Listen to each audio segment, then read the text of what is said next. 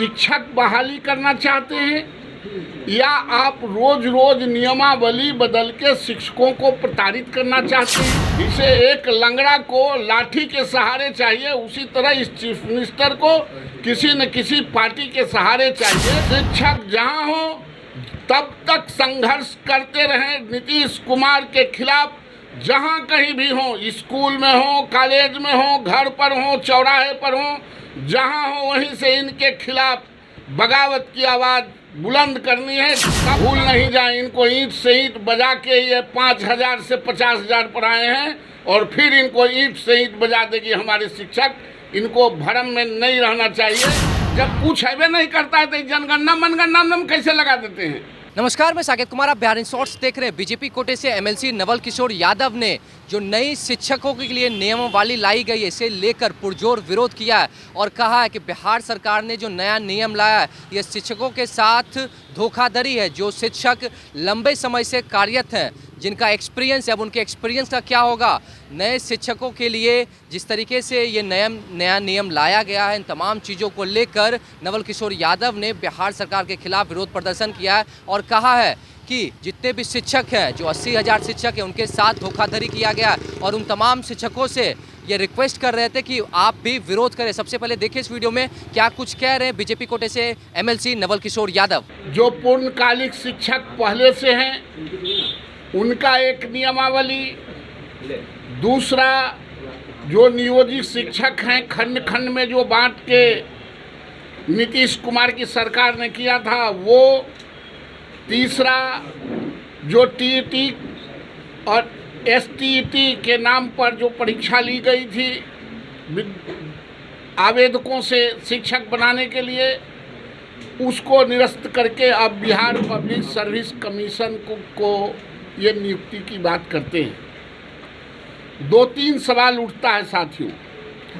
नीतीश कुमार जी क्यों घोर अत्याचार और अनर्थ करना चाहते हैं गांव, गरीब, किसान और मजदूरों, लाचारों के बच्चों के पढ़ने वाले स्कूल और स्कूल के शिक्षकों पर? ये इसलिए कर रहे हैं कि साइकिल और पोशाक का रेवड़ी बांट के लोकतंत्र में लोगों को प्रभावित करके वोट लेना चाहते हैं। वैसे नीतीश कुमार जी के जनाधार खत्म हो गए हैं। आप जब बिहार पब्लिक सर्विस कमीशन से ही अगर आपको नियुक्ति करना था तो आप पुराने जितने आपने नियमावली बनाया था उसको आप निरस्त करके उनके कुछ चीज़ों को आप ओन करते, जो परंपरागत यही होता है। आप नियोजित शिक्षकों को एक साथ यह कह रहे हैं कि आप भी बिहार पब्लिक सर्विस कमीशन में परीक्षा दे सकते हैं। 17 साल, 16 साल, 15 साल और 18 साल से जो शिक्षक बच्चों को पढ़ा रहे हैं वो जब जाएंगे बिहार पब्लिक सर्विस कमीशन में परीक्षा देने के लिए, उनके 17 साल के जो वरीयता है, जो अनुभव है, उस गौण हो जाएंगे। और जब आपने टीईटी ले लिया, टीईटी का फुल फॉर्म क्या होता है? Teacher eligibility test. आप उसके नाम पर उन लोगों से परीक्षाएं ली और वो कन्फर्म हुआ। इसके पहले आपके 80,000 वैकेंसी आपने निकाला था और टीईटी लिया, जिसमें मात्र 42,000 ही शिक्षक मिल पाए, क्वालिफाई नहीं कर पाए। तो आप शिक्षक बहाली करना चाहते हैं या आप रोज रोज नियमावली बदल के शिक्षकों को प्रताड़ित करना चाहते हैं, या आप टालना चाहते हैं, या आप जिनके साथ हैं तेजस्वी यादव के साथ सरकार चला रहे हैं। तेजस्वी यादव जी ने कहा था कि हम 10 लाख लोगों को, नौजवानों को रोजगार देंगे फर्स्ट कैबिनेट में। उसको डिरेल करने के लिए, उसको धत्ता बताने के लिए, उसको अपमानित करने के लिए और यह साबित करने के लिए कि तुम्हारी कोई हैसियत आरजेडी के लोगों को नहीं है, इसलिए आपने ऐसा किया। आरजेडी के लोगों ने घोषणा पत्र में शामिल किया था कि हम आपको पूर्णकालिक शिक्षक मानेंगे, राज्यकर्मी के दर्जा देंगे, पुराना पेंशन देंगे, समान काम का समान वेतन देंगे। तो आप जब अनुदान पर ही नीतीश जी चल रहे हैं, अनुदानित मुख्यमंत्री हैं, दया के पात्र मुख्यमंत्री हैं, किसी से आप जहां रहेंगे नीतीश कुमार जी वो दया के पात्र में ही रहेंगे। उनकी अपनी हैसियत नहीं है। जिसे एक लंगड़ा को लाठी के सहारे चाहिए, उसी तरह इस चीफ मिनिस्टर को किसी न किसी पार्टी के सहारे चाहिए। तो आप इस तरह के इस्तेमाल करके आप बीपीएससी से नहीं यूपीएससी से ले, राज्य सरकारें कानून बनाती है, कौन मना करता है। लेकिन जब आप परीक्षा ले लिया टीईटी एससीईटी, तो उसके बाद आप बीपीएससी में भेजने बिहार पब्लिक सर्विस कमीशन में, इसका मतलब डिनायर दे रहे हैं। ज़रूरत आज शिक्षकों का है स्कूलों में, अब साल 2 साल आप लेट करना चाहते हैं, आप इसको धत्ता बताना चाहते हैं। और पता नहीं राज्य सरकार को और नीतीश कुमार जी को शिक्षकों से क्या एलर्जी है, शिक्षा से क्या एलर्जी है।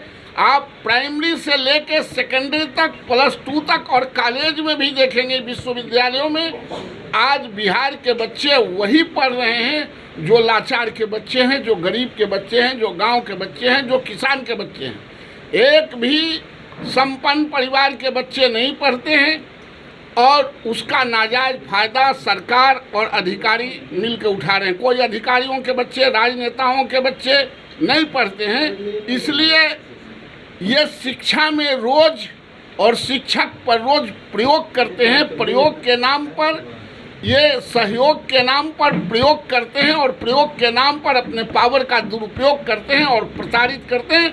इसलिए मैं तमाम शिक्षकों से आह्वान करता हूं, वैसे शिक्षक जो टीईटी पास करके और जिनको 5 बार 7 बार राज्य सरकार ने कहा कि हम आपका मेरिट बना रहे हैं, हम आपको फलना दिन नियुक्ति करेंगे, आपको आगे नियुक्ति करेंगे, और उसके बाद बिहार पब्लिक सर्विस कमीशन को भेजना ये घोर अनर्थ है।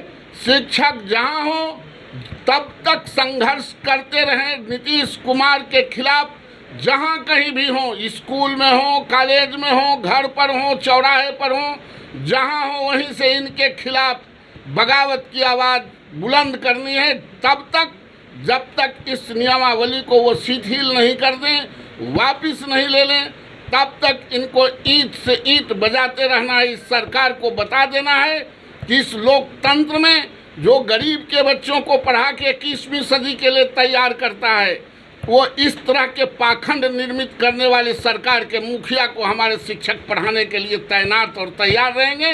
इनको इतना बेहतर पढ़ा देना है कि राजनीति में ये जो अनुदान पर चल रहे हैं उसके लायक भी नहीं रहे। तमाम शिक्षकों से, बिहार के तमाम शिक्षकों से इस घोर अनर्थ के खिलाफ, नियोजित शिक्षकों से मैं आह्वान करता हूं।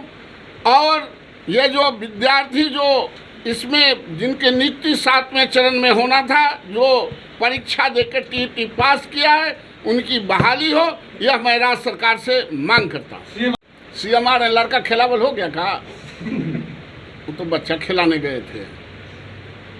बात नहीं होगी, संघर्ष होगी, बात नहीं करना है, बात उनको स्वयं बात आगे बढ़ाना है। हमारे शिक्षक भूल नहीं जाए, इनको ईंट से ईंट बजा के ये 5,000 से 50,000 पर आए हैं और फिर इनको ईंट से ईंट बजा देगी हमारे शिक्षक।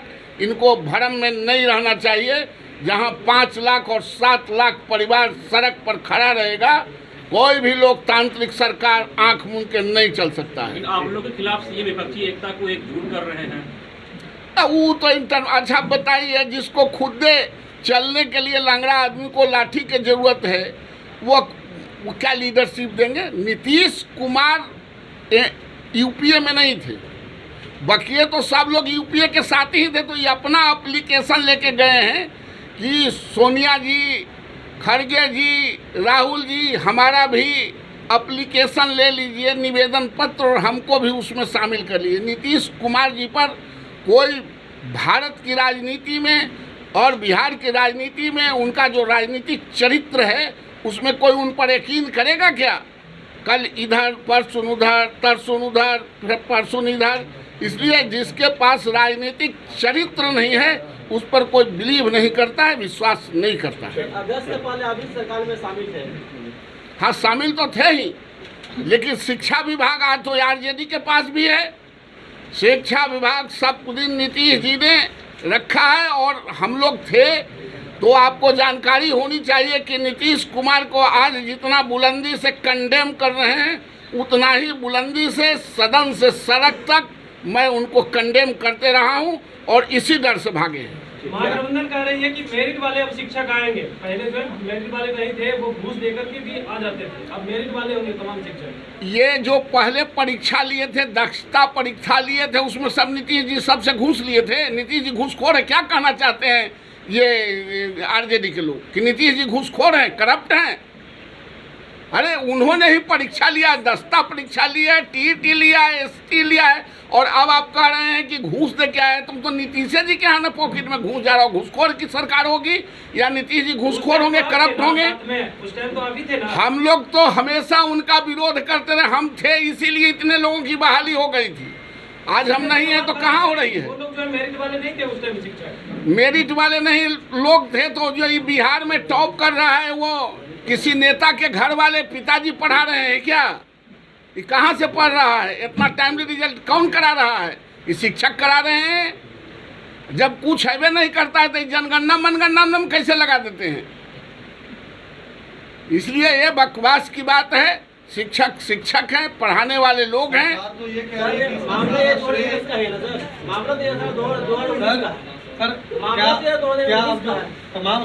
हम तमाम शिक्षकों से अपील कर रहे हैं, और जो खंड खंड में बटे हुए हैं नेता, उनसे भी अपील कर रहे हैं। हमारा कोई नेता प्रायोरिटी नहीं है, यहाँ शिक्षक प्रायोरिटी है, जिसके लिए जो बच्चों को पढ़ाते हैं उनकी मैं बात करता हूँ। जातीय जनगणना का विरोध करना स्टार्ट कर दिए हैं तमाम शिक्षक लोग, क्या लगता है पूरे बिहार से बंद हो जाएगा ये? नहीं, जातीय जनगणना का शिक्षक विरोध नहीं करते हैं। उनसे आप दबाव देके आप काम लीजिएगा और उनको एलिमिनेट कीजिएगा, उसका विरोध कर रहे हैं। इसको ट्विस्ट करने की जरूरत नहीं है।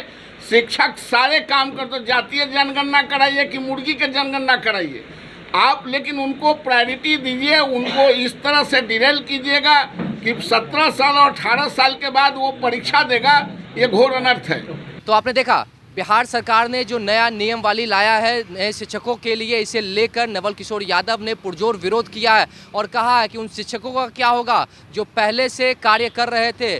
तमाम जो शिक्षक लंबे समय से एक्सपीरियंस्ड है, उन तमाम शिक्षकों के साथ धोखाधड़ी किया गया है। इन शिक्षकों के साथ में खड़े हुए हैं नवल किशोर यादव और विरोध कर रहे हैं बिहार सरकार के खिलाफ, और कह रहे हैं कि जल्द से जल्द जो नया नियमावली बनाया गया है इसे वापस लिया जाना चाहिए, क्योंकि उन तमाम शिक्षकों के साथ धोखाधड़ी हुआ है। अब आने वाले समय में ये देखने वाली बात होगी कि क्या बिहार सरकार ने जो नया नियमावली लाया है क्या उसे हटाएगी या इसी तरह से उसे कंटिन्यू रखा जाएगा। क्या शिक्षक सड़क पर उतरेंगे, क्योंकि नवल किशोर ने साफ कह दिया है कि सड़क से लेकर सदन तक इसका विरोध किया जाएगा। इस तरह की खबरों के साथ हमारे साथ बने रहें, तब तक के लिए धन्यवाद।